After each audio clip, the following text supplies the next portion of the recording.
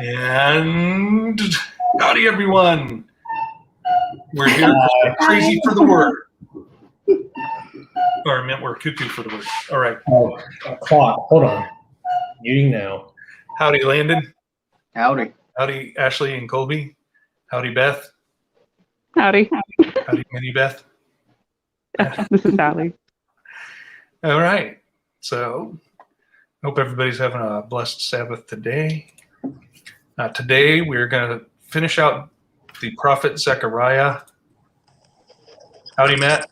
We're going to finish out the prophet Zechariah with 12, 13, 14, and then start Malachi, chapter 1 and chapter 2. Look at that. We're going to have to get if you don't have one, you're going to need a widescreen television to fit all of the readers on pretty soon. Okay. Who do we got over here? Everybody that's in here except for GR. Howdy, GR. Oh, it doesn't work that way. Okay. That's everybody that's in here except. Oh. All right. Who did that? Who did that? Named Jonathan. All right. Oh, let's go ahead and pray in real quick. We got some good prayers to go. Good morning, Father. Thank you very much for letting us continue this fellowship and the study of your word. We're very grateful and would ask for your knowledge and understanding in what we're reading and trying to break the shackles of the many, many decades and years and centuries of incorrect teaching that we've been taught. And we thank you for that. We would ask for those who have chest pain and back pain to be touched and healed today. And thank you for that. And would also ask that you give your mercy to people who felt threatened, put between a rock and a hard place between losing their jobs and having to take medicine that they don't want to take. And we just ask that you cover them and show them the way.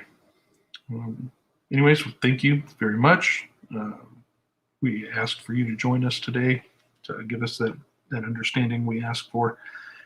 And we thank you for that in Jesus Yeshua's name. Amen. Okay, where were we? Yes. Zechariah 12.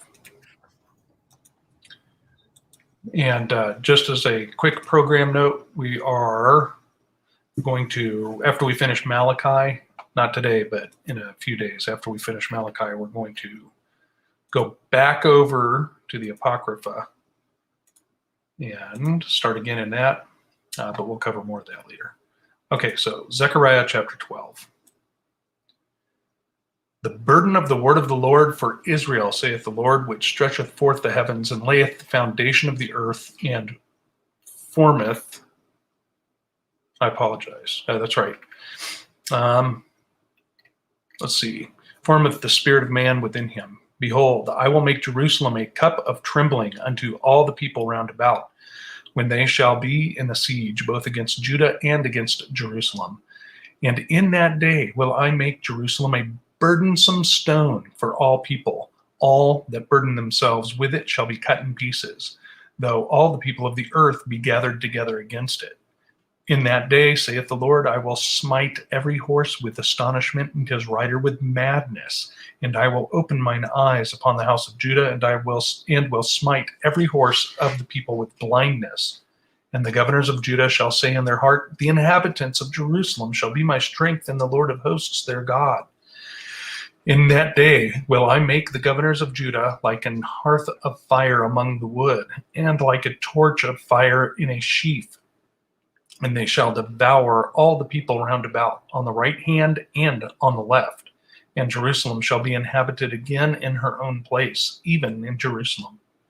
The Lord also shall save the tents of Judah first, that the glory of the house of David and the glory of the inhabitants of Jerusalem do not magnify themselves against Judah. In that day shall the Lord defend the inhabitants of Jerusalem, and he that is feeble among them at that day shall be as David, and the house of David shall be as God, as the angel of the Lord before them. Verse 9. And it shall come to pass in that day that I will seek to destroy all the nations that come against Jerusalem. And I will pour upon the house of David and upon the inhabitants of Jerusalem the spirit of grace and of supplications. And they shall look upon me, whom they have pierced. And they shall mourn for him, as one mourneth for his only son, and shall be in bitterness for him, as one that is in bitterness for his firstborn. In that day shall there be a great mourning in Jerusalem, as the mourning of Hadadrimmon in the valley of Megiddon.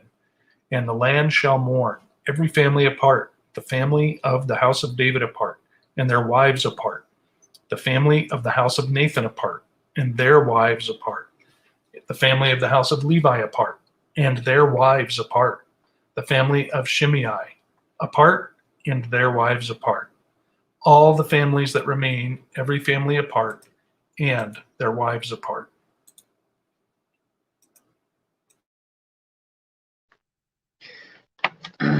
"13. In that day there shall be a foundation opened to the house of David and to the inhabitants of Jerusalem for sin and for uncleanness. And it shall come to pass in that day, saith the Lord of hosts, that I will cut off the names of the idols out of the land, and they shall no more be remembered. And also I will cause the prophets and the unclean spirit to pass out of the land. And it shall come to pass that when any shall yet prophesy, then his father and his mother that begat him shall say unto him, Thou shalt not live, for thou speakest lies in the name of the Lord. And his father and his mother that begat him shall thrust him through when he prophesieth.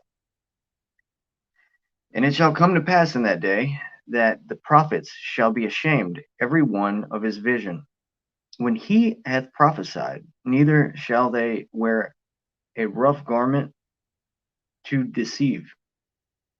But he shall say, I am no prophet, I am a husbandman, for man taught me to keep cattle from my youth. And one shall say unto him, Where are these wounds in thine And one shall say unto him, What are these wounds in thine hands? Then he shall answer, Those with which I was wounded in the house of my friends. Awake, O sword, against my shepherd, and against the man that is my fellow, saith the Lord of hosts. Smite the shepherd, and the sheep shall be scattered, and I will turn mine hand upon the little ones. And it shall come to pass that in all the land, saith the Lord, 2 parts therein shall be cut off and die, and the third shall be left therein. And I will bring the third part through the fire, and will refine them, as silver is refined, and will try them as gold is tried. They shall call on my name, and I will hear them. I will say, It is my people, and they shall say, The Lord is my God.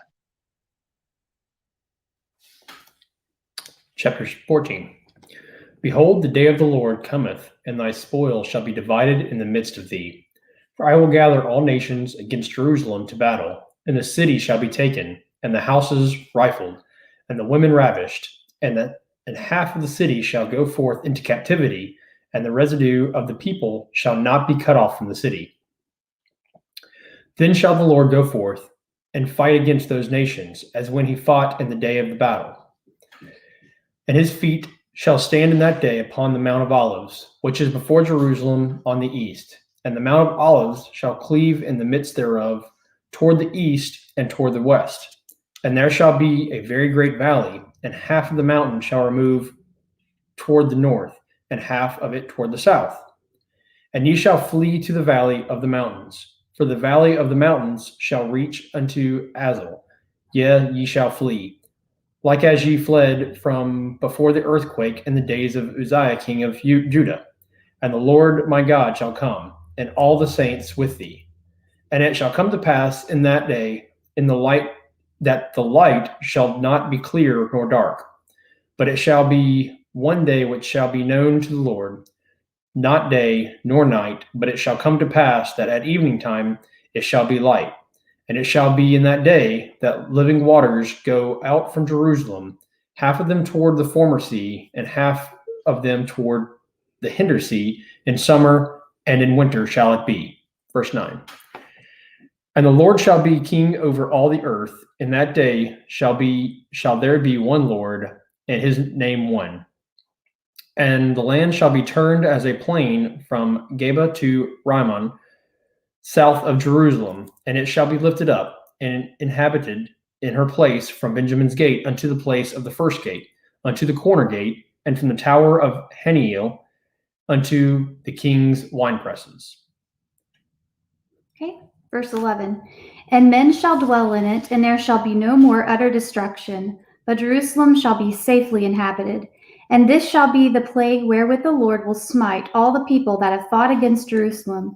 Their flesh shall consume away while they stand upon their feet, and their eyes shall consume away in their holes, and their tongue shall consume away in their mouth. And it shall come to pass in that day that a great tumult from the Lord shall be among them, and they shall lay hold every one on the hand of his neighbor, and his hand shall rise up against the hand of his neighbor. And Judah also shall fight at Jerusalem, and the wealth of all the heathen round about shall be gathered together, gold and silver and apparel in great abundance. And so shall be the plague of the horse, of the mule, of the camel, and of the ass, and of all the beasts that shall be in these tents, as this plague. And it shall come to pass that every one that is left of all the nations which came against Jerusalem shall even go up from year to year to worship the King, the Lord of hosts, and to keep the feast of tabernacles. And it shall be that whoso will not come up of all the families of the earth unto Jerusalem to worship the King, the Lord of hosts, even upon them shall be no rain. And if the family of Egypt go not up and come not, that have no rain, there shall be the plague wherewith the Lord will smite the heathen that come not up to keep the feast of tabernacles. This shall be the punishment of Egypt, and the punishment of all nations that come not up to keep the feast of tabernacles. In that day there shall be upon the bells of the horses holiness unto the Lord, and the pots in the Lord's house shall be like the bowls before the altar. Yea, every pot in Jerusalem and in Judah shall be holiness unto the Lord of hosts, and all they that sacrifice shall come and take of them, and seed therein. And in that day there shall be no more the Canaanite in the house of the Lord of hosts. The message of the word of Yah to Israel by Malachi. I have loved you, said Yah, but you asked, in what way have you loved us? Was not Esau Jacob's brother, declares Yah, and I love Jacob. But I have hated Esau and have laid waste his mountains and his inheritance for the jackals of the wilderness. Honey, please keep it in your room right now.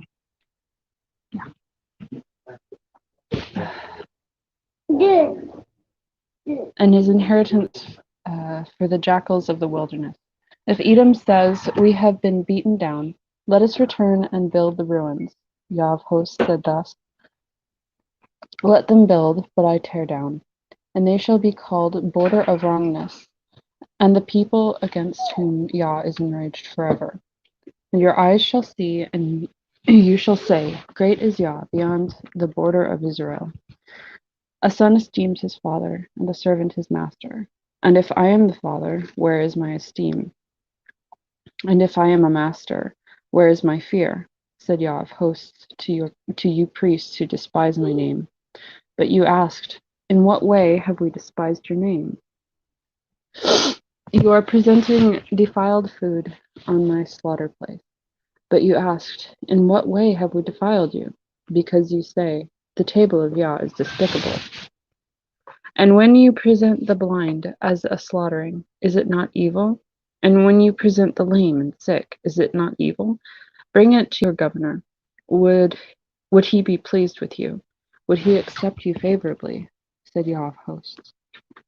And now entreat, no, stop. You're going to spell that. And now entreat the face of El to show favor to us. This has been done by your hands. Would he show favor to you? Said Yah of hosts. Who among you Who among you who would shut the doors so that you would not kindle fire on my slaughter place for naught? I have no pleasure in you, said Yah of hosts, nor do I accept an offering from your hands. For from the rising of the sun even to its going down, my name is great among the nations, and in every place incense is presented to my name, and a clean offering. For my name is great among nations, said Yah of hosts.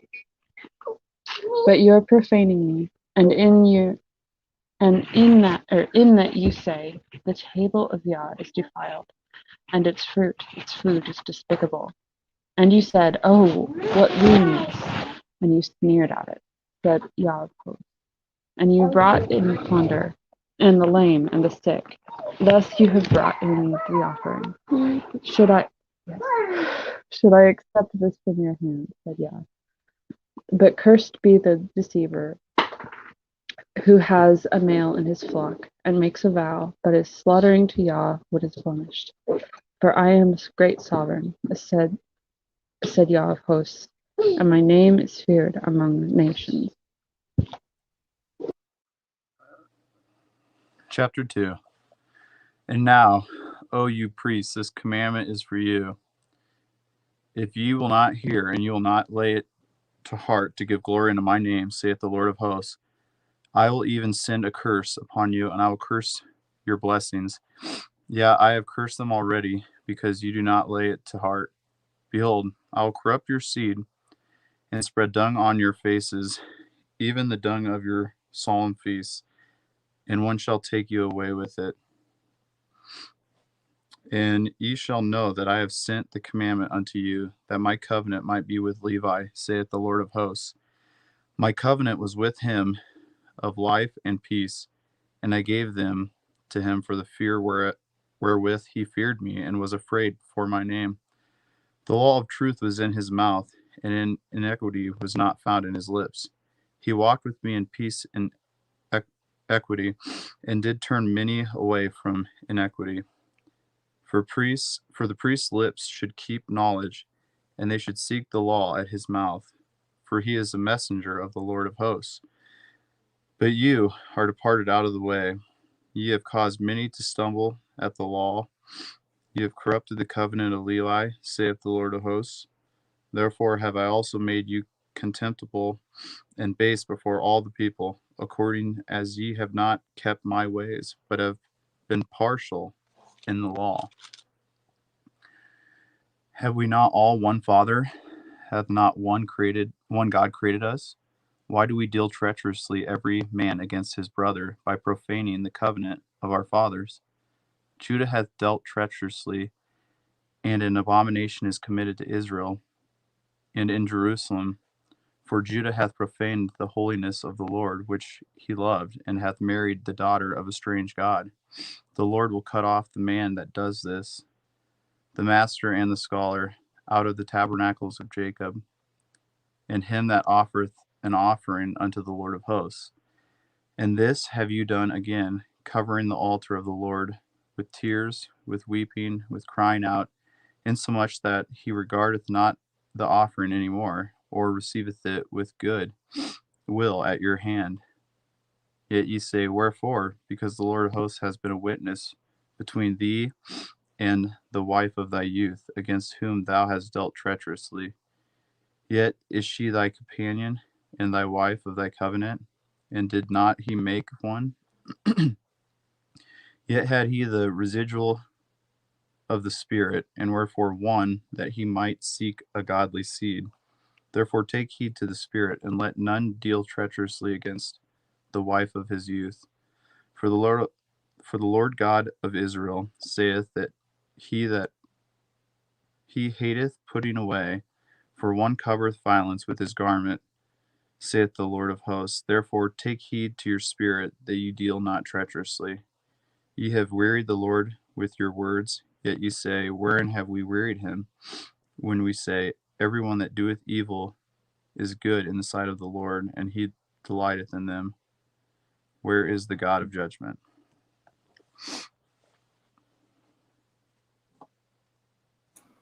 All right.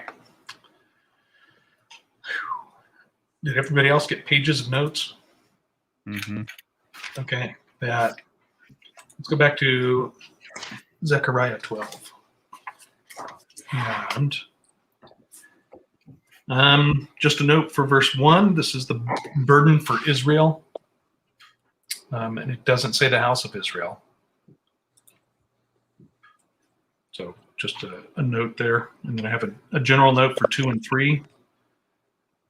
Let me see how that's worded here. When you kind of delineate the house of Israel versus just Israel as a whole, what is that? When you see that, you mean like the God's people versus the nation? Is that kind of what I'm looking at it as in they were called out of Egypt as a whole nation. Mhm. And then after Solomon's son took the throne, they divided into the house of Israel and the house of Judah. Because you're looking at it as the entirety of it all. Okay. Yes, I'm looking at it as this is being an address to the entirety of it. Israel, Judah together. Yep. Okay. Okay, that's the way I see it. But verses 2 and 3, I have terror or fear burdensome for all the people of the earth. It's interesting because it sounds like everybody's going to be coming against Jerusalem, but Jerusalem is going to be it's like quick, let's beat up that landmine. And as soon as they strike it, it didn't work out like you expected. Mm-hmm. I know a lot of people quote these verses for end times Israel, over there in the Middle East. I don't have anything until 6. Verse 6.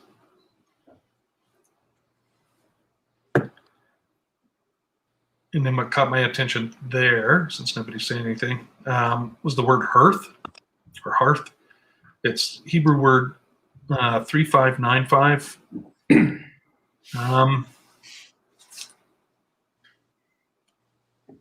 Meaning round or a chafing dish for coals or a cauldron or a washbowl or, and this is what I found interesting, a pulpit.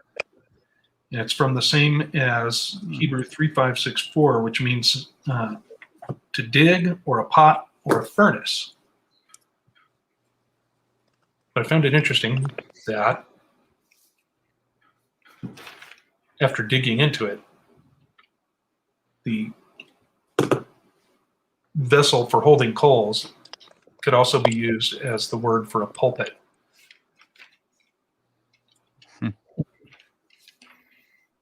That's where your fire and brimstone preachers come from. Right? Apparently. I don't have anything until verse 7. I have a question just Okay. about all this. Is this something that's already happened? Because in some of the verses, it sounds like you're talking about Yeshua. I know, the one that they pierced. I believe that most of this is addressing the actual final day of Yah, the day of the Lord, the day of Yeshua's return. Okay. Is what and we'll get into that more as it moves on. But verse 7, save the tents of Judah first. So is this going to happen around Sukkot? Yeah, interesting.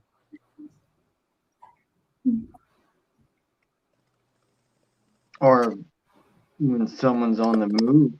That makes sense because a lot of people think Sukkot's, the last day of Sukkot is the day. Well, there being so many calendars, we don't know the day or the hour, so we kind of know a general season. Mm-hmm. And you said, Landon, what was that? Or on the move. They're on the move? On the run, so to speak. On the, I could see someone flee into the mountains with just a tent. With a tent, yeah. Whatever they had. Anybody got something for 8?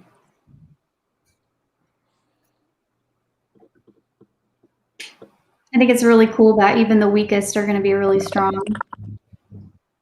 Mm-hmm. Yes.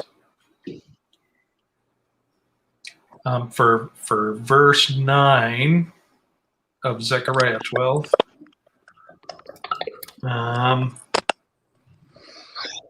Again, it goes back to my landmine analogy. If you attack Jerusalem, you're going to perish.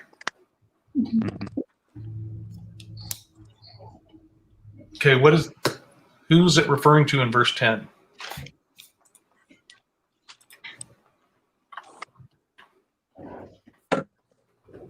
Just, I don't want to. Bad. I noticed that a lot in world music, especially. There seems to be this. There's a repeating pattern of people talking about trying to trick people into attacking them, and my interpretation of that, it seems like, because over and over there's those that are behaving wickedly, trying to get someone to attack them and almost open that spiritual door so they have a right to fight them. And so I kind of see that as them understanding spiritual warfare, and they're producing it and casting out seeds. Anyway, sorry. It just made me think of that when you were talking about attacking the landmine. Right, okay. Yeah. So they're looking upon, basically, he's saying, me, whom they have pierced. Well, who do we have that was pierced? Jesus. Yeah. So this is at a point when he is in Jerusalem as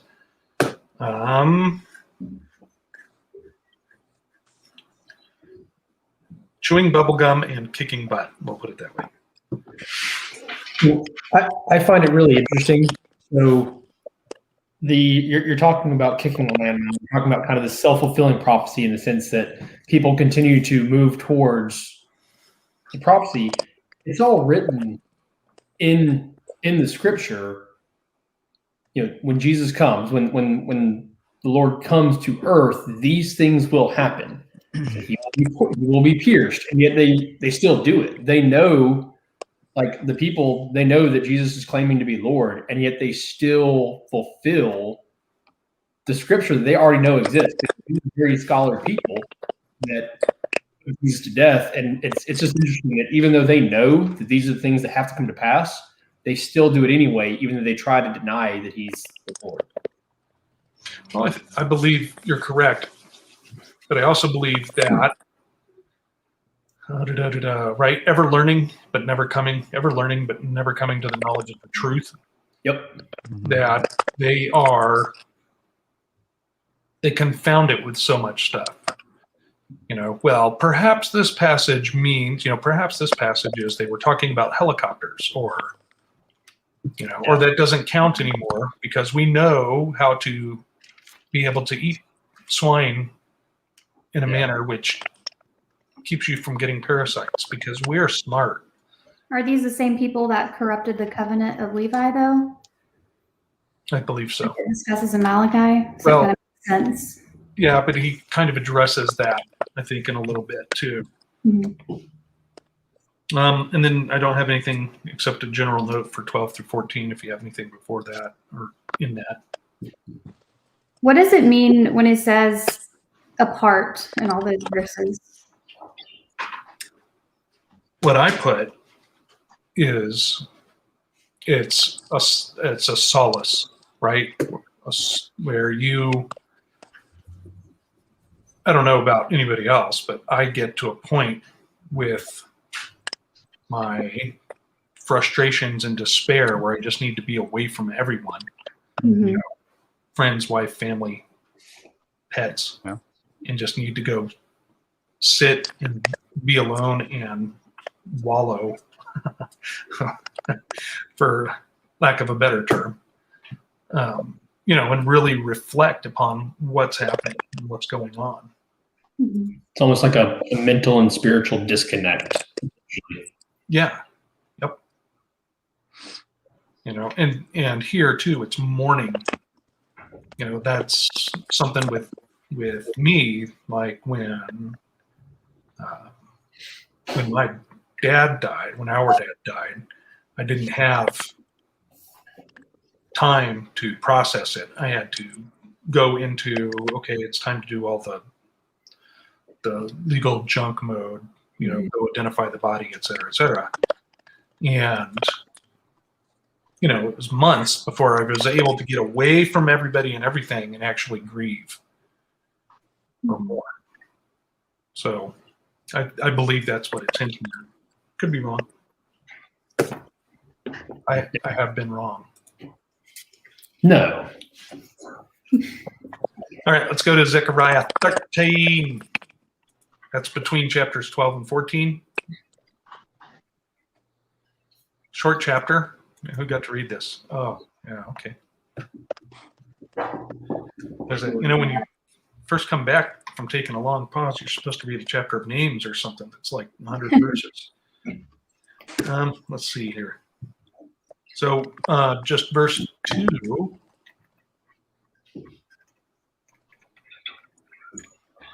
Noting that it says, it shall come to pass in that day. So not this day, that day. Okay. That will be so nice. All the idols cut off. No more false prophets, unclean spirits. Yep. Awesome. Yeah. And then I have a general note for 2 and 3. False prophets with an S, right? So multiple of them, false prophets. And that, in the interest of the end from the beginning, everybody's looking for a false prophet. Mm-hmm. And I think that allows multiple false prophets to abound. Mm-hmm. Okay. Let's see. I don't have anything then until 8 and 9. I have verse 4. It just, when it's talked about a rough garment or a hairy garment, just made me think they can't wear their sheep's clothing to deceive. Their wolves in sheep's clothing. They can't put that on anymore. Interesting.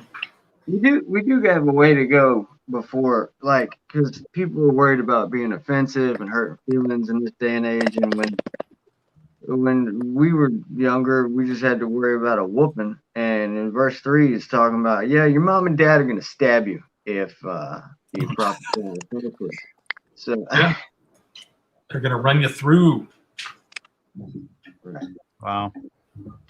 Just Well, it's you. I mean, you look at that and there is a very real danger to that false prophecy. Like, it's not just a slap on the wrist type thing. You're leading people into eternal damnation when you're prophesying incorrectly. Mm-hmm. Right. Yeah. I would be so scared to ever call myself a prophet or something like that. There'd be no way. That thus the Lord saith. Yeah. Yeah. Jesus told me we all need to go buy stock in Sam's Club. allegedly. Well, your expression, your questioning expression says it all, Beth. Let's see. I have Else before in verse 6 again. You kind of referring to Jesus. Just what are these wounds in thine hands? Like, again, it's just another imagery of Jesus. Foreshadowing. Well, it's also too. Look at the way that's phrased. With which I was wounded in the house of my friends. Yeah. Yeah. When I heard that, I was like, nah. In that, I see the correlation there. And remember when Yeshua said, no man has a greater gift than this, that he can lay down his life for his friends. Yeah. Okay. Let's continue. Oh, anything else before 8? Okay. 8 and 9. A third, 1/3. Now remember, we're already talking about a remnant. And now we're talking about a third of the remnant left that are going to be refined and, let's see, how does it say? Third part through the fire, refined, tried as gold. Mhm. They shall call on my name and I will hear them. Is that prophesying the Holy Spirit? I believe it's prophesying the minuscule number of people that are going to be left on the day of Yah, on the day of Yeshua, that have gone through all of that, gone through everything, that last little bit of flesh that made it to the end. Just my opinion.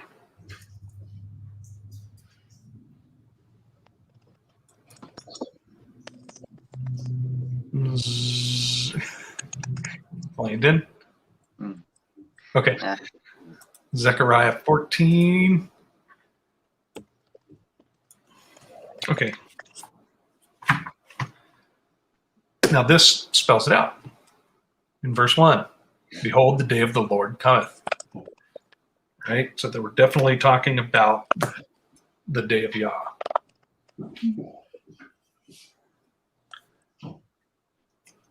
And again, in verse 2, all nations, now he's gathering all nations against Jerusalem to battle. And it's going to be ugly.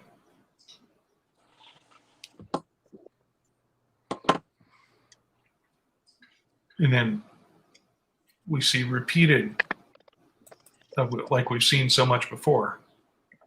Then shall Yahuwah, then shall the Lord go forth and fight against those nations, as when he fought in the day of battle.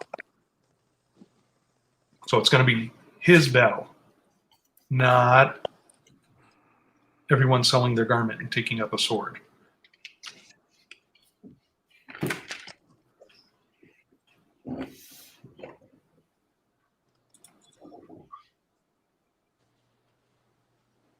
Okay. Anybody else?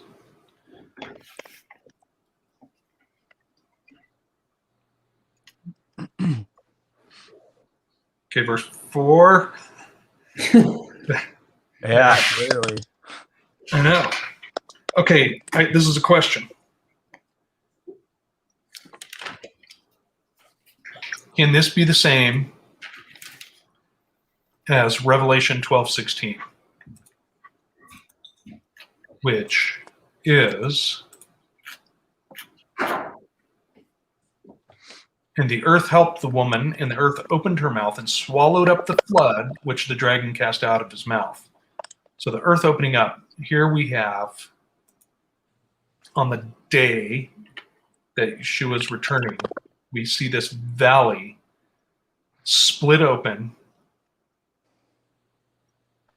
from east to west. So the mountain goes north and half of it south, half north, half south.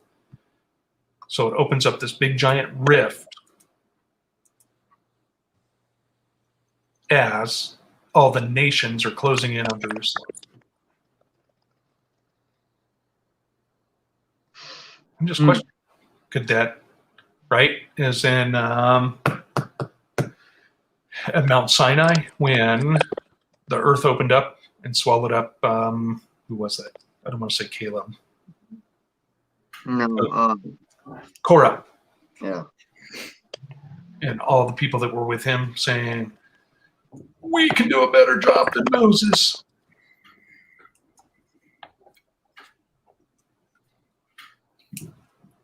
So is this like the big heavy duty thing of that, big version of that? That was a foreshadow of the earth opening up to swallow armies and then adios.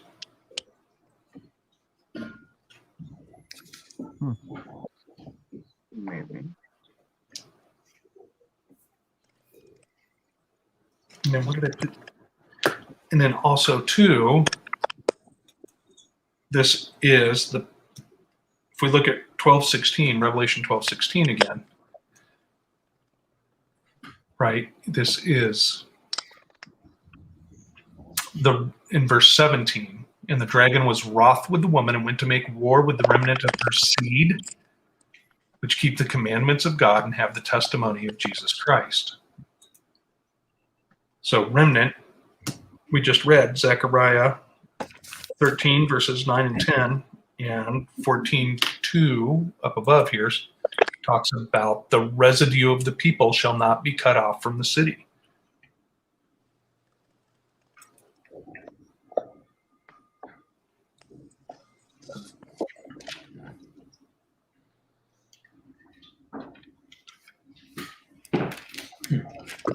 Okay. In verse 6, it's a little different in the Strongs. Some of the words. Okay. Sorry. I didn't mean to jump a thought if you weren't finished. But it says, there will be no light, no cold, or frost. Okay. Yours says what? No light, no what? On that day, there will be no light, no cold, or frost. Frost? Frost.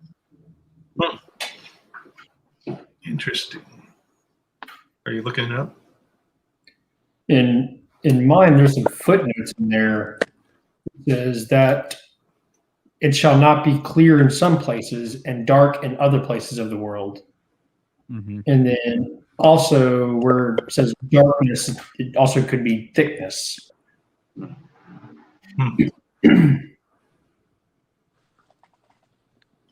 So like, you said it won't be colder. I mean, there ash, like, I don't know. For some reason, I think about a fog or an ash that just kind of that would perpetuates be, darkness over. yeah, because of if you heard the volcano theory, all the volcanoes going off. Well, it's possible. The earthquake in, what was it, Northridge in California? I was reading the one that happened at like 4 a.m, shut off all the power, and then there was just so much dust in the air you couldn't see any celestial lights at all. No stars, no moon, and people were literally like using curbs as their guideline to try and make their way to where they thought they were going. When was this? At I believe the Northridge earthquake, that was what, 1989 Oh, okay. or something like that. Northridge in the Los Angeles area. Okay. No LED flashlights back then. Wouldn't have helped from what everybody was saying. Even the flashlight, like if you, I don't know, like when you're turn a flashlight on in thick smoke, it like lights up the smoke. But It's like you're not supposed to turn your high beams on in fog. right, yeah, same type of thing. Yellow glasses, that's what people use. I'm sorry? Yellow glasses or orange glasses, it kind of cuts through. Maybe, I don't know. It makes you wonder if those fishing ones would. Those polarized lenses. Yeah, yep. Yeah, because man, when you're fishing, if you got those on, you can see right through. See right where the fish are? Yeah, yep. And if you don't have them on, it's just for the reflection on the water. You can't see through. I didn't even know what those were. And then one day I told someone, I was like, man, I can really see the fish with these things on. And they're like, oh, those are polarized. I'm like, oh, okay. It's supposed to help you, I guess, when you're driving to not catch people's reflections or something. Okay, anybody got something for verse 5? Can you hear too much of my background noise? Okay. No.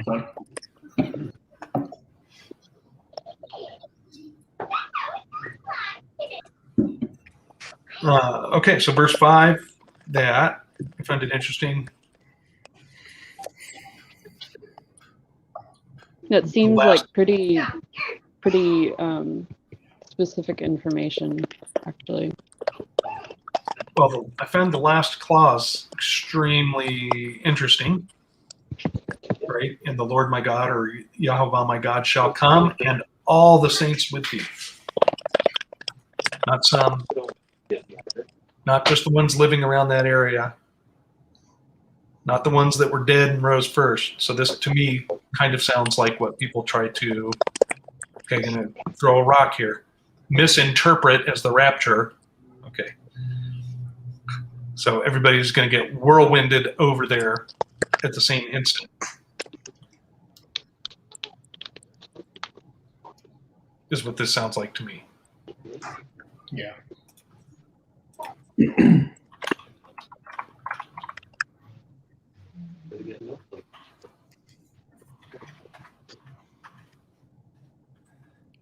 Makes sense. Okay. Oops, wrong chapter. Anything else for 5, 6, 7? Well, we could just, again, for 7, just, but it shall be one day which shall be known to the Lord, not day nor night.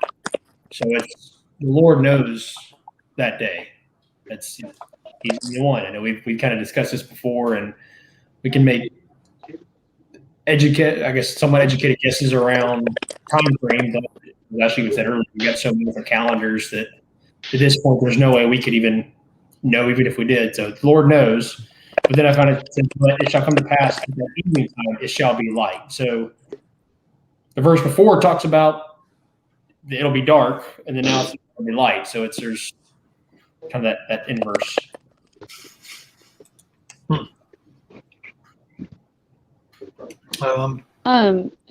One thing with Allie, honey.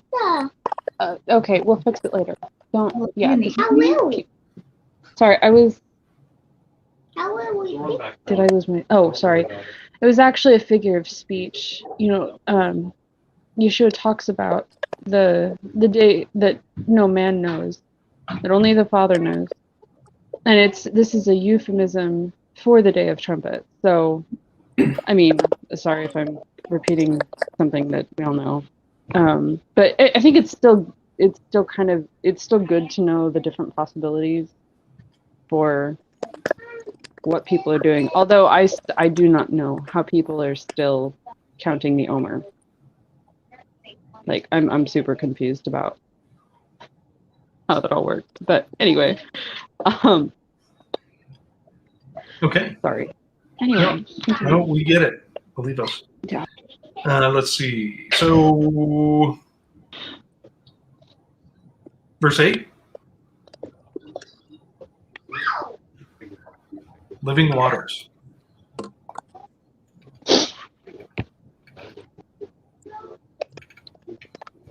Okay.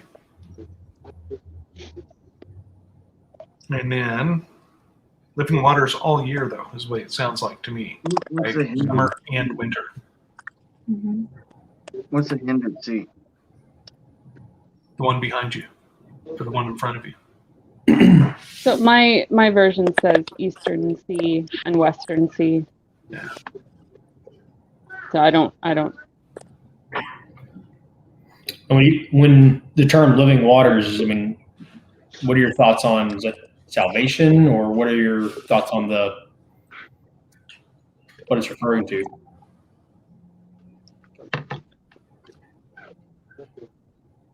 Any thoughts, anyone?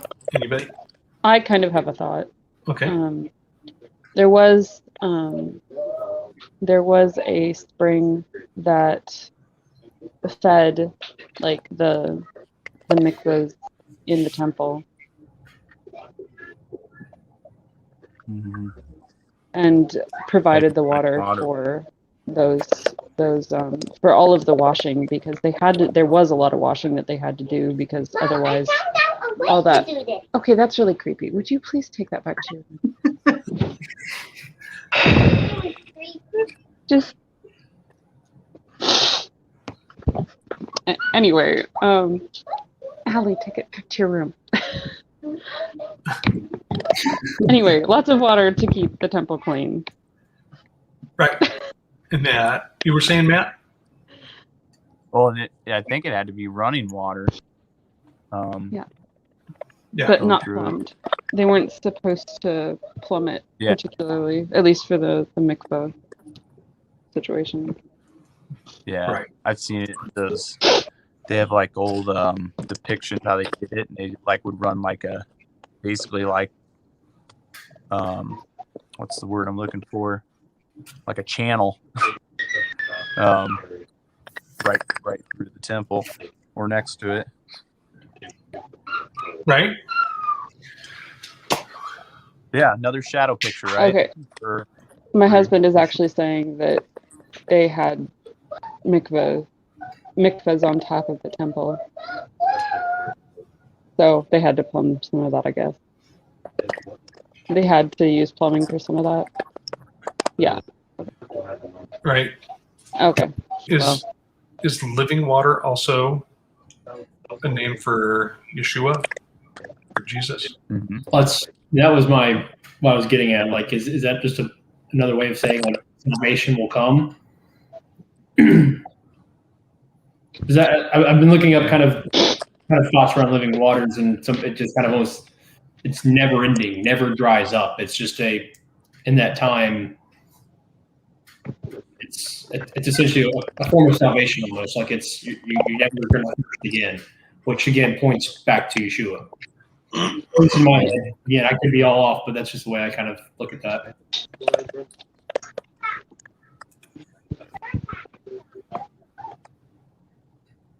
Yeah, so that's actually what they were looking for when they were looking for the fountain of youth. Sorry.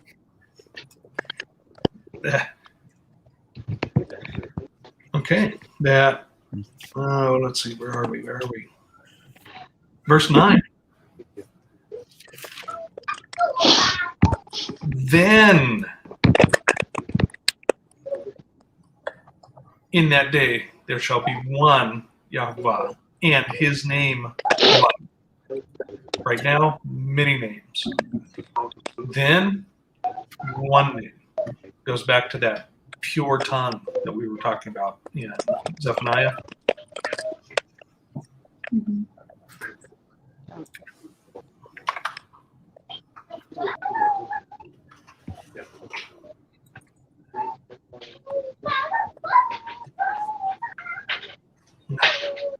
Okay. That anything? I don't have anything until just a general note for 12 through 15. Go for it. That plague, it's a plague against those who attack Jerusalem.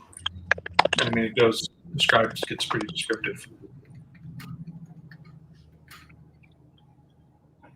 Flesh shall consume away while they stand upon their feet, and their eyes shall consume away in their holes, and their tongue shall consume away in their mouth.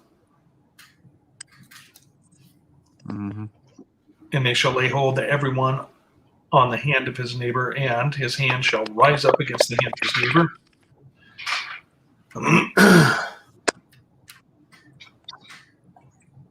15, and so shall be the plague of the horse, of the mule, of the camel, and of the ass, and of all the beasts that shall be in these tents as this plague.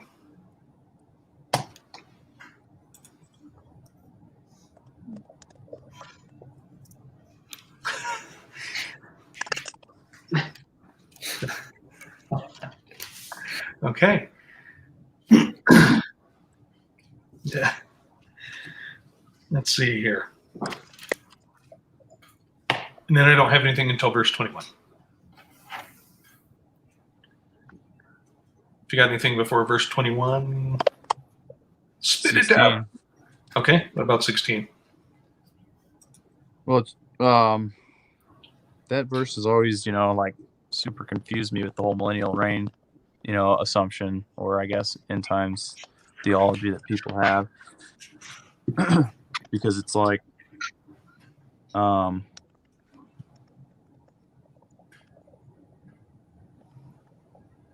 Wait, maybe this isn't the verse I'm thinking it was. Oh, yeah, no, it is. 17. Yeah, where they don't get rain if you don't go and celebrate the feast. It's like, what? So, and is this during, the millennial reign, or when is this? I believe it's the eternity. I believe this is after that day of the Lord has come to pass that it's talking about when he sets up his kingdom Okay. on earth. That's my belief. So there's still going to be like Nations. rain and growing and water and to drink, and otherwise it why sounds would you like. need it?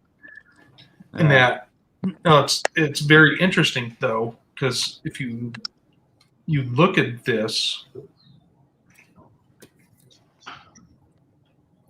and I don't remember if we were discussing this prior, but there is a parallel here between a worldwide drought and everybody had to go to Joseph, right, the Messiah-like figure in Egypt, to get food, to get grain.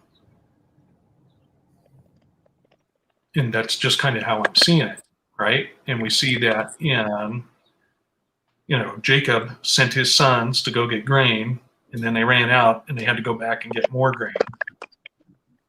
So there's nothing that,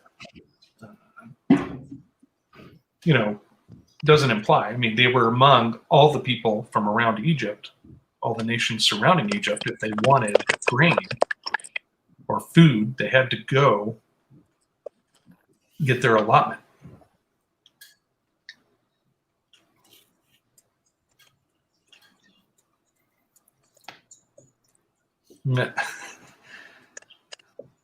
Okay, don't need to go get someone to sit on my lap. I'm feeling left out here. She's over here sitting there begging to get up here. So It's just you and me, Matt. Okay. Yeah. You can't sit on my lap though. Yeah. All right. But the inverse of that is making every nation around you operate to either come to you for I don't know, like oil, or have to use your level of currency. That's an interesting. There's a parallel there.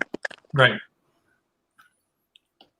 Well, that's how he did it. Amazing though. It's really amazing. If you don't, what if you're a tiny tribe of people surrounded by multiple great tribes and they're all getting rain, but then your little plot of land is just parched? Yeah.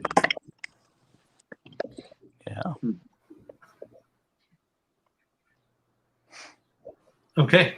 I don't have anything until verse 21. Anybody? let's hear it. So what is that? No more Canaanite?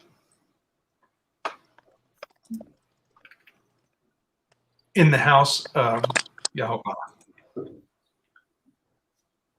Is this a reference to how they perverted the temple? How we're really going to get into in Malachi when he starts railing against the priests? Yeah. Okay, let's go to Malachi. Malachi capítulo 1.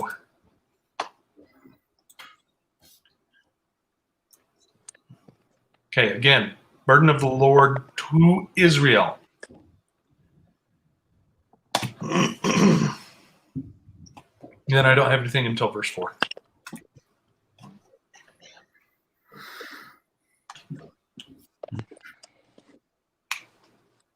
Oh, I had a question. So in verse 3, I don't remember who is reading, but the translation that said jackal, I have dragons. Oh, that was Beth. We looked that up, I think, the last time with Dragons of the wilderness. I guess jackals of the wilderness. With D looked it up. Let's see, dragons. So Hebrew 8568, Tanah, probably feminine of Hebrew 8565, a female jackal. And then they just throw dragon in there. So Okay. kind of like the talks about the badger skins in the King James version. We're going to use all these unclean animal skins. And then, oh, that's not what it says at all. In the actual scroll. Yeah. Well, just found that interesting. So 4, I put down Zionistic Edomites now. Whereas Edom saith, we are impoverished, but we will return and build the desolate places. Thus saith the Lord of hosts, they shall build, but I will throw down. And they shall call them the border of wickedness, and the people against whom the Lord hath indignation forever.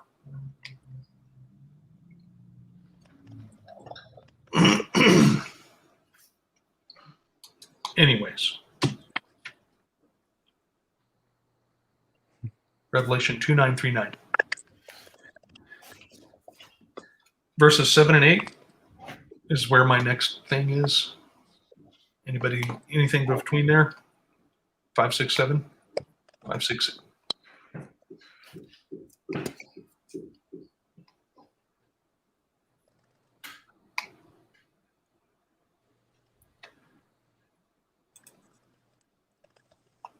Thank you, Gwen, but there's other people here. You don't need to focus on me.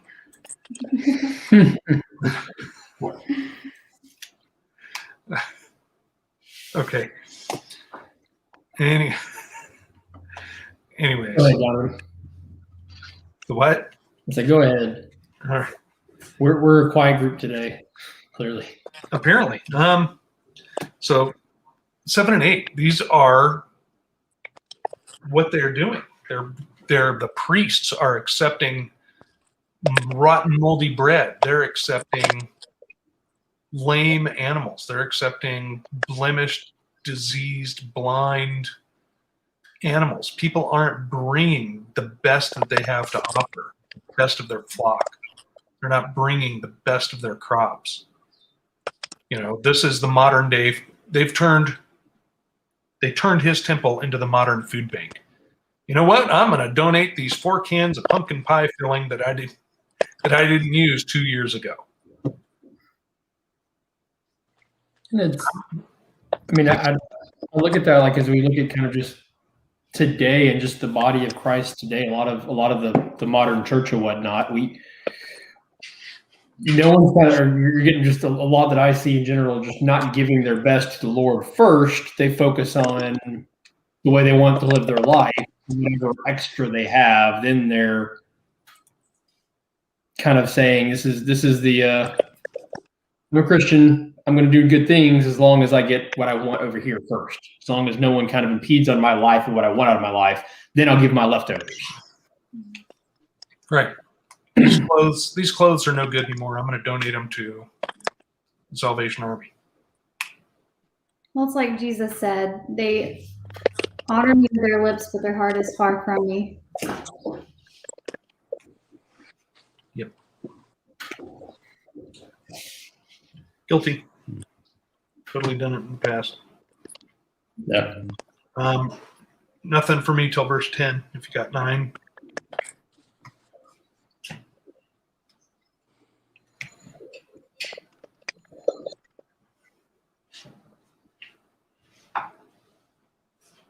Okay, verse 10. I have no pleasure in you.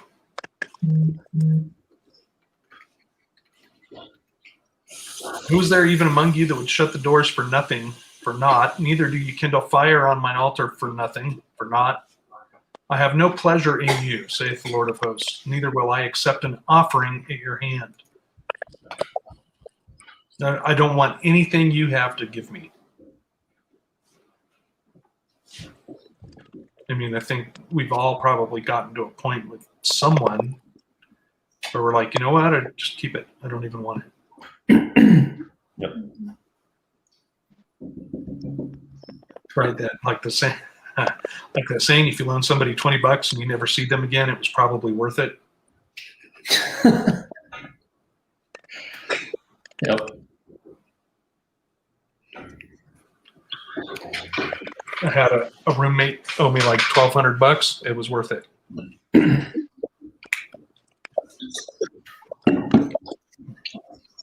Been there. It was. Yep. So I have an 11. Okay. So it says, my name shall be great among the Gentiles. Every place incense shall be offered under my name, and a pure offering for my name shall be great among the heathen, saith the Lord of hosts. I almost see that as if you look at kind of the, modern Israel, who is just this untouchable in so many Christian circles. Like you can't, like Israel is so sacred, yet it's not those from Israel that are actually acknowledging Christ and the Lord. So it's not the traditional people of Israel, it's the Gentiles that have kind of raised up to, I don't know. I'm not putting the thoughts together, but I don't know if it's making any sense. Like in Israel itself, the people of Israel, the Jews are the ones who are not following Christ, not following the law. Instead, it's others that are kind of coming in and stepping in there. Right. It's not a religious nation. It's a secular nation. Yeah. They're very, very much like the whole Western world are secular Christian nations. They're not devoting themselves to anything. But if you ask 85% of the population, well, I'm Christian. Yeah. I follow Christ. What does that mean? With Israel. Okay. Yeah. Let's see here. But yeah, I made the same note. I am going to the Gentiles. You're going to give me these rotten, diseased, moldy bred animals. I'm going to the Gentiles. It's the same thing with you see it in marriages, right? We're talking about the covenant as a marriage. See the same thing in marriage. If you're going to offer me nothing but rotten scraps, then I'll take my blessings elsewhere. Okay. Yeah. And then 12 and 13, basically he's saying you're using me as a trash heap. Same thing, you give me nothing but the worst of what you have.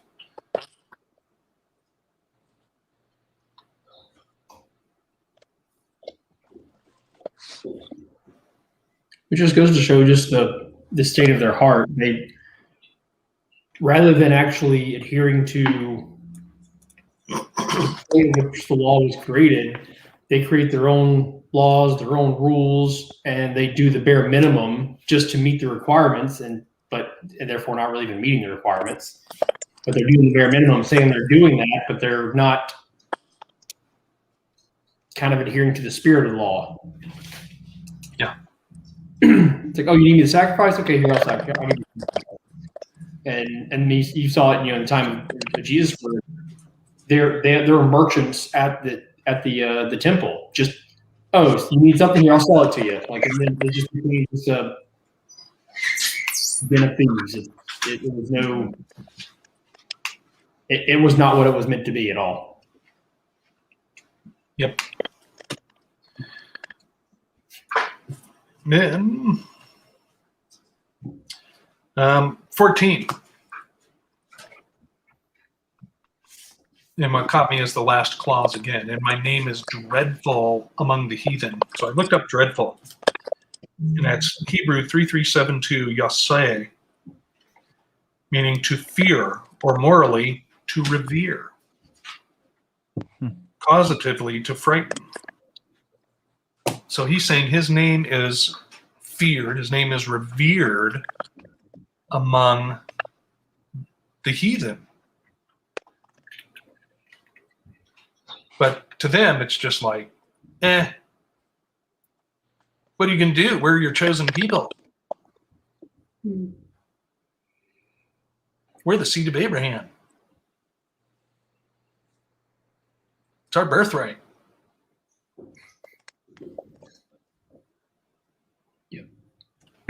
Yep.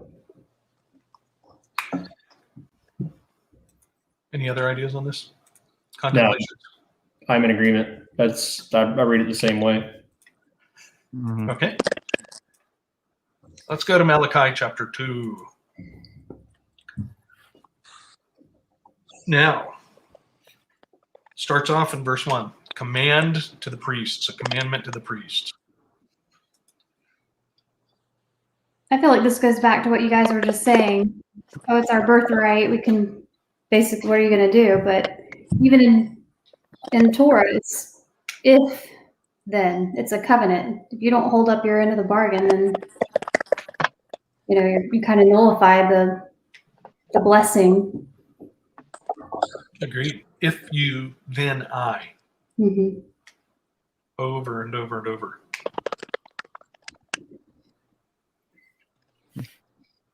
Okay. Are you talking to us or someone else?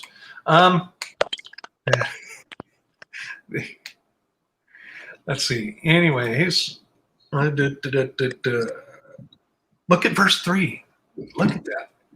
That is, I will start with that, just the first part. I will corrupt your seed. I don't know why I skipped 2, because that's just heavy on itself. I will even send a curse upon you, and I will curse your blessings. I have cursed them already, because you do not lay it to heart. But then I will corrupt your seed. What are we talking about there? Your offspring. Mhm. Corrupt your seed. Spread poop on your faces. Let's not beat around the bush. That's what dung is. Yes, Matt? This is funny.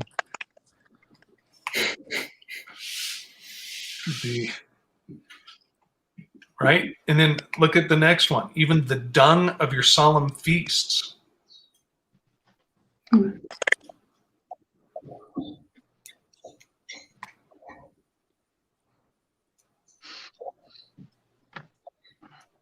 All right. We're not scared to talk about poop here. You may have figured that out. I don't have anything until verse 8.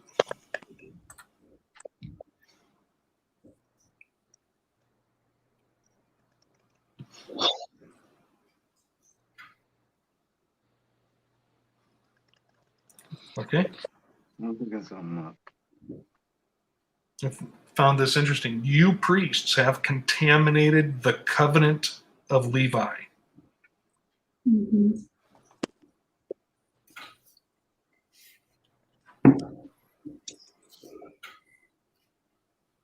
Mine says corrupted. Corrupted. What's yours say, Beth?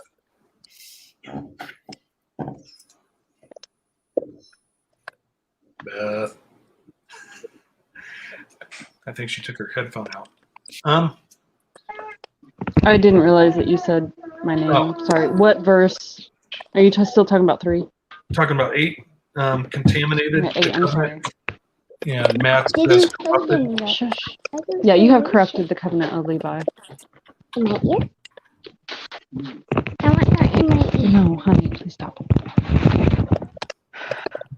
Okay. Let's see. I don't have anything until 11. Then I got a couple of things for 11.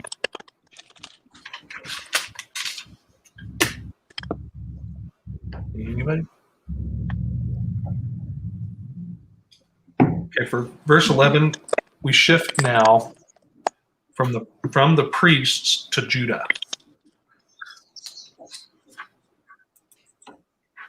I want to bring up one thing about 9 and 10. Uh-huh. Sorry. Okay, Gwen. Ashley. The end of verse 9, you've been partial in the law. Have we not all one Father? Hath not one God created us? It made me think of in the New Testament when Peter got reprimanded for following along with the Jewish crowd, not wanting to sit with Gentiles. And they were supposed to be kind of a light to the nations from the get-go. Were they supposed to draw people in to serve Yah and become part of Israel?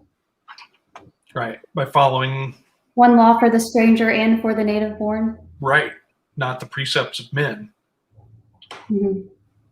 And that's what he was doing, is pulling away. Oh, they're going to get on me if I'm eating with the Gentiles, because those guys are filthy and unclean. Yes, she did, Ren.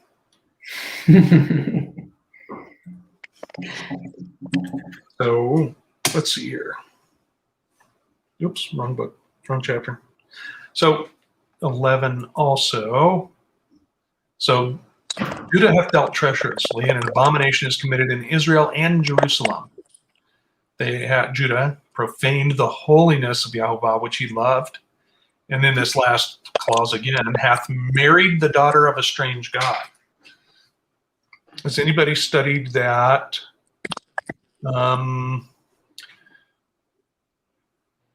It's a religion that kind of makes people think about the legs or the limbs of mooses, like moose limbs. Moose. Okay. Anyways, that religion of moose limbs, they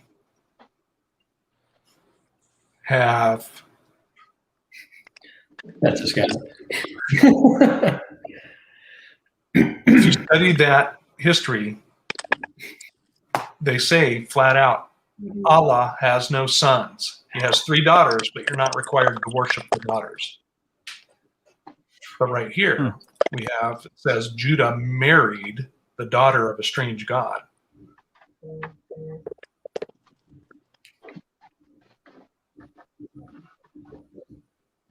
Interesting.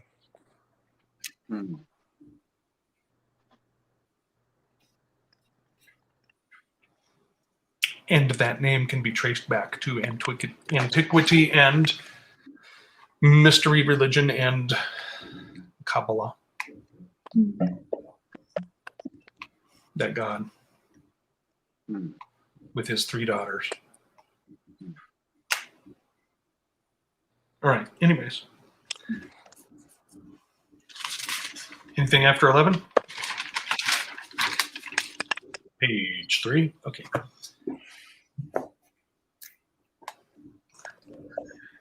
At 12, I found that interesting.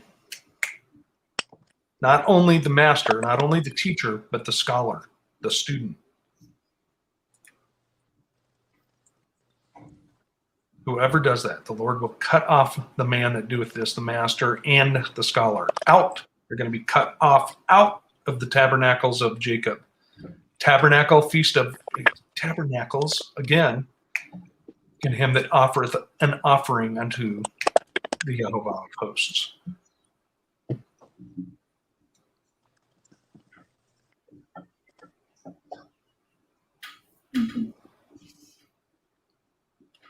Okay. I just find that interesting. There's no excuse for the student. Mm-hmm. You're expected to challenge your teacher. You're expected to challenge the person you're learning from. I don't know it all. They don't know it all. None of us know it all. It's a very good point. When you think about it, just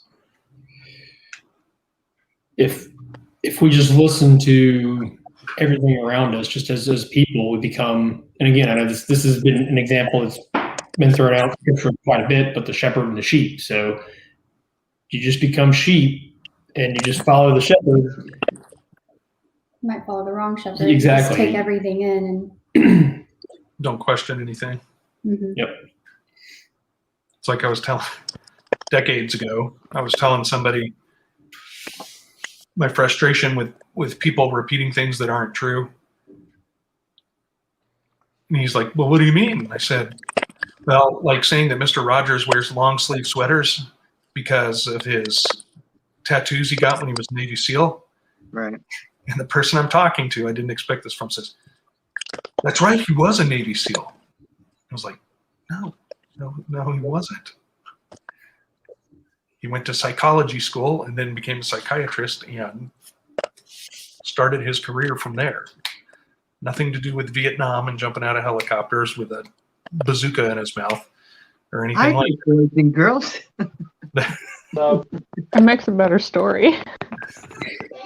Much better. Right? Yeah, I mean, you make a good point. Like, people hear something and they just regurgitate it without ever looking into it and determining the validity. And the same goes for Scripture. And we've got. I mean, I live in the Bible Belt in the South. It's just, everyone has a point and opinion about ever validating whether it's true or real. And it's always interesting whenever you challenge that.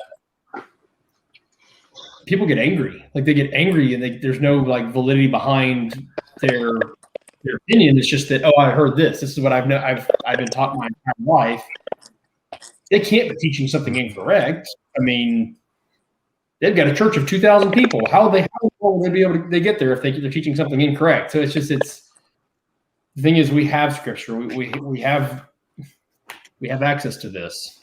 I mean, it's more accessible than ever. Got to do your own due diligence. like you just said, Jonathan, there's no excuse for the student. Yeah.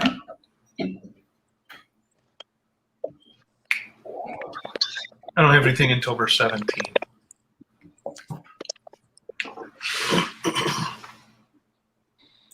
If you have something between there.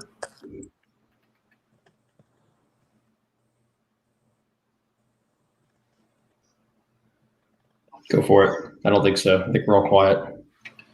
That you have wearied the Lord with your word. Yet you say, wherein have we wearied him? We haven't tired him out. When you say, everyone that doeth evil is good in the sight of the Lord. Are we seeing that now in churches? Your sin. There's nothing wrong with you, sinner. Come on in. Bring your sin. And he delighteth in them. Or, where is the God of judgment? And that word is what I got hung up on. Judgment is Hebrew 4941.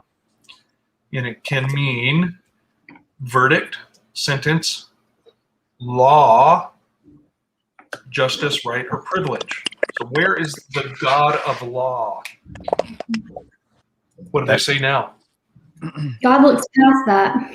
There's no God of law. The law was done away with. Yeah. We don't have to abide by anything.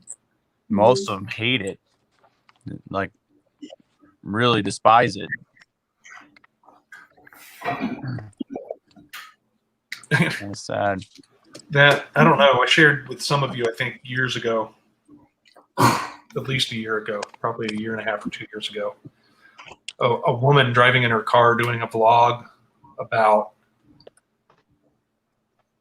she was just going off for like 10 minutes about how dare you tell me I have to follow your filthy 10 commandments. Jesus had all that nailed to the cross. I was like, wow. What? I plan on, this is the way I picture it. I'm going to be flat on my face until an angel taps me on the shoulder and says, get up, you need to approach the throne.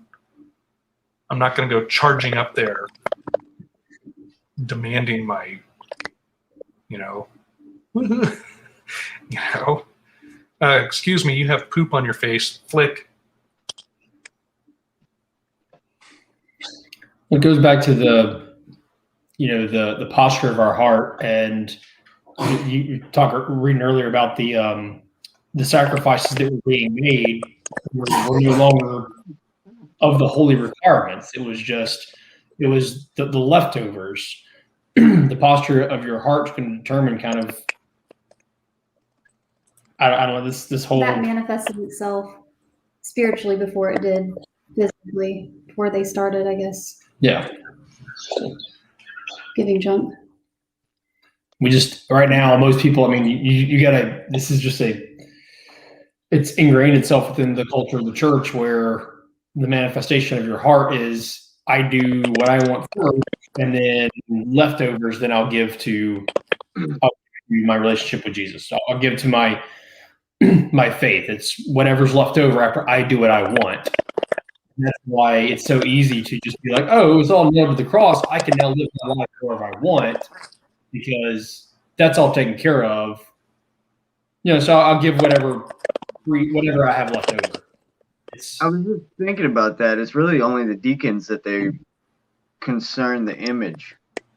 Like in churchianity, I'm not saying any one what do you call it?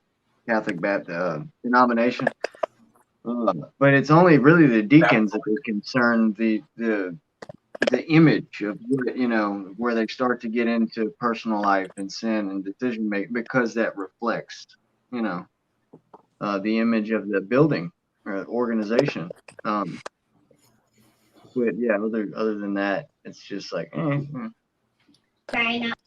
Well, and they think that it's only because of Paul calling up his people to be more of an example for some reason. But it's not even like they really hold those people to those high standards. I've been in churches where they'll let anyone be in places of positions of power, or not power, well, Authority. leadership. Yeah, authority. Yeah. So there's so much double speak and double standards. I mean, how are we supposed to present ourselves as living sacrifices if we don't have the law to give us a blueprint? And then we can go from there. Like, once we understand the law and what was required in the law, then we can see, we can start to go on, we can start to see how that applies to every day and love each other every single day, and God. Love him in those ways every day. But we do still have to learn the law. We still do actually need that guidance. To be clear, like, I'm not talking as though I'm not part of this problem. I mean, I think that's, I stumble with this as well. Like, I have, I get routine within my life at times where I do what I live my life, and then I give the leftover. It's like, oh, now it's the end of the day. Oh, I need to read scripture. Okay, let me go ahead and let's read a little bit. I'm not trying to say that it's only people that go in the church, the Christians that go to church are the same. This is all of us. It's more of a posture of the heart thing to understand that the law is not done away with. That's still our guidance. That's still, where we have to. That's our foundation.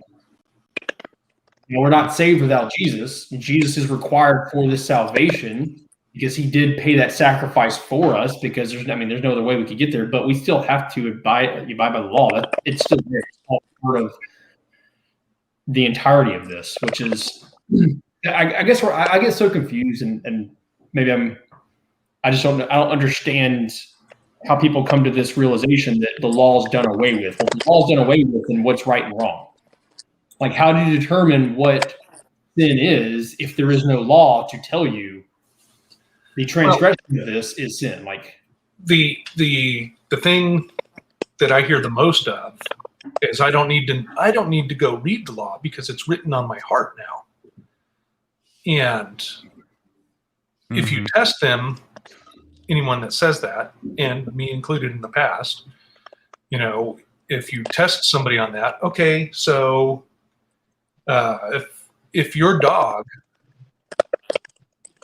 digs under the fence between you and your neighbor's house and breaks through the fence, and breaks the fence, and then their dog comes in your yard, how do you handle that? Whose fault is it? Well, they didn't control their dog. Well, you didn't control your dog either, did you? Right? I mean, they don't want to look. They don't see the fairness, the equity, the justice that's in it, and I feel it's totally lacking. You know, I mean, there's some that anybody can understand. Anybody can understand right and wrong, but then there's some things that are tricky, and I feel the law covers those, the written word. I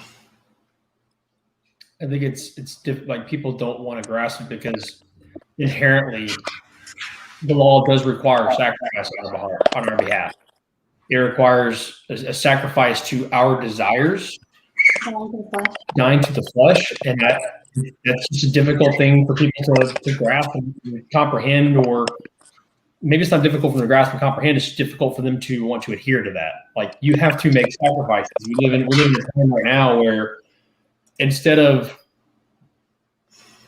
people needing to take action and for their own, or take responsibility for their own actions, others, but at the end of the day, like, we have to take responsibility. That, within the law, that's something between you and God. You have to make sacrifices yourself to adhere. Do you remember those two idol makers? Paul was gaining traction, and they basically put him out of business. I think it might have had something to do with that oracle and the Python spirit, but I don't remember. The people making images of Diana. Yeah. And they came to him and asked him, and I just had this. You were saying something, Colby, because here everything is delicious in Louisiana. But we eat a lot of unclean seafood, right? It's all we boil everything, but it's really the crawfish boil that the people. It's the flavor that they're addicted to. It has nothing to do with the actual crawfish or shrimp or crab. It's the flavor. It's the spice. And I was just thinking, because when I changed my diet, man, within a matter of maybe a week, you begin to, the smell of pork is different. The smell of shrimp and crawfish, even at a crawfish boil, it becomes very different. It's sour. You can still smell the spice, but it's rotten. Clean items don't do that, and it's just really interesting when you, and I'm just talking about a diet, the diet thing, but. Whenever you were talking, I was thinking if someone really gained traction and telling people about that and the importance of it, and the people began to turn from it, the way that the fishermen would come to them, the people that catch them and run crawfish traps and all that. Well, it's not traps, but they farm. The way that they would come to them and say, please, you got to stop, because we have this idol here that's making us all this money. I don't know. I was thinking of that, but it really, I noticed very quickly, it's no different than whenever you quit smoking cigarettes and then you try and smoke one like a month later and it tastes like you licked an ashtray. Whenever you begin to stop eating these things, it smells very different when you're in the presence of it out in public. And it's just interesting. Yeah. Anyway. It is. Okay, so we have 2 more chapters that we need to read in Malachi. And then I was reviewing the Apocrypha, and as far as we've been going on this timeline of pre-captivity, captivity, and then return from captivity. And then pre-captivity, captivity, return from captivity. In the Apocrypha, in the captivity is also the book of Tobit.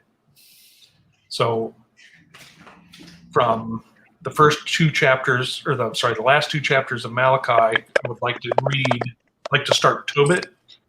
And then after Tobit, go into, we were talking about doing 1st and 2nd Maccabees.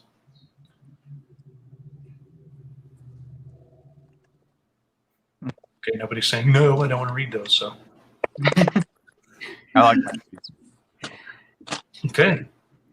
So, in that case, thank you, Landon. Welcome back. Thank you, Ashley and Invisible Colby. Yeah, thanks for having us. And Beth and Matt, thank you very much for reading. You guys are awesome. Very, very blessed. We are all very blessed to have you here.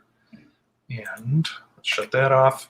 Everybody in chat, thanks for coming. If you want to read, email me, plainflyer21@yahoo.com. And since you're here now, you may as well,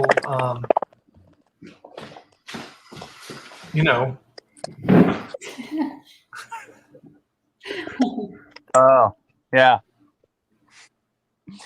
Don't forget to like, share, subscribe. Hit the little bell icon at the bottom so you get notified.